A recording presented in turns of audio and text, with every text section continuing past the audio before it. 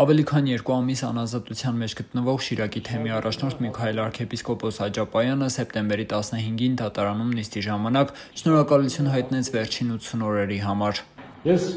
այս 80 օրերի այնքան գիրք կարդացի, որքան չի կարդացի երևի վերջին 8 տարի։ Շնորհակալություն մեղադրող կողմին այդ հնարավորության համար։ Իշխանության զավթման կոչի համար մեղադրվող arczepiskopos-ը քաղաքական պատվեր է որակում իր անազատությունը։ Նպատակը ինձ վարկաբեկելն էր,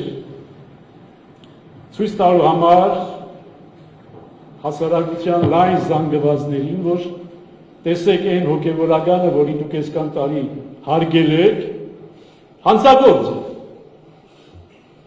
Ընդամենը սովորական հանցագործ է։ Մեղադրանքի հիմքում նրա 1 տարվա վաղեմության հարցազրույցն է, որտեղ Շիրակի թեմի առաջնորդը խոսում էր հեղաշրջման անհրաժեշտության մասին, բայց Միքայել arczepiskopos Աջապայանը ընդգծում է, որ գլխավոր դատախազությունը 1 տարի առաջ այս հարցազրույցի մեջ հանցակազմ չի տեսել եւ քրեական գործ չի հարուցել։ Եթե ես փետրվարի 2-ին հանցանք եմ գործել եւ այդ մասին եւ բացահայտ եմ հանցանք գործել, բացահայտ եւ այդ մասին իմացել եմ միայն հունիսի 17-ին 2025 թվականին, այս ազգային անվտանգություն, ոստիկանություն, քննչական մարմին, բամպի դատվեն անգործության եւ անփոփոխության համար։ Շիրակի թեմի առաջնորդը պնդեց, որ կոչ չի արել, իրեն մեղավոր չի ճանաչում, հետո հարց ուղղեց ներկաներին։ Արդյոք հեղաշրջման անհրաժեշտության մասին իր խոսքերից հետո որևէ մեկը գնացել եւ փորձել է զավթել իշխանությունը։ Գրանցվելու որևիցե մի դեպք, որ ասենք ոստիկանության մի սերժանտ Elner քարով խփել կառավարության շենքի ապակին ջարդել, բռնեին իրան ասել, ես ինչ ես անում, ասել այս սրբազանը որ ասել է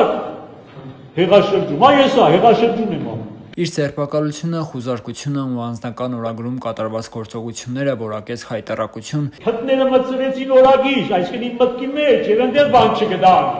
Հետո պատմական մեջբերումներ անելով վստահեցրեց, որ ինքը չի վախենում կալանքից, բայց եւ ոչ ոք չի խուսափի Աստծո պատժից։ Ոչ ոք չի խուսափի։ Պիղատոսն չխուսափեց։ Իսկ Հուդան հարավել ևս չխուսափեց։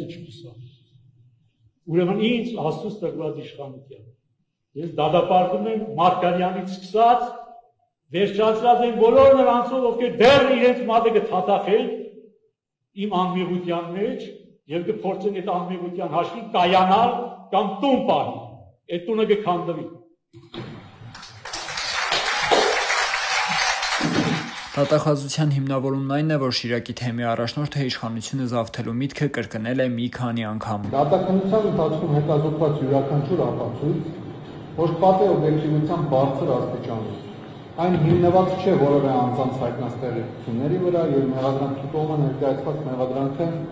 կառուցել է բացառապես թույլատրելի եւ վերաբերելի ապացույցների ամբողջության վրա։ Մեղավոր ճանաչվելու դեպքում Միքայել arczepiskopos Աջապայանին սպառնում է տուգանքից մինչև 5 տարվա ազատազրկում։ Օգոստոսի 15-ին մեկնարկած դատական նիստերում լսվել են 5 մեղադրական եւ պաշտպանական ճառերը։ Սեպտեմբերի 22-ին սպասվող նիստում պաշտպանական կողմի արձագանքներից հետո դատավորը որոշում կկայացնի։ Հրաչ Սահակյան, այսօր։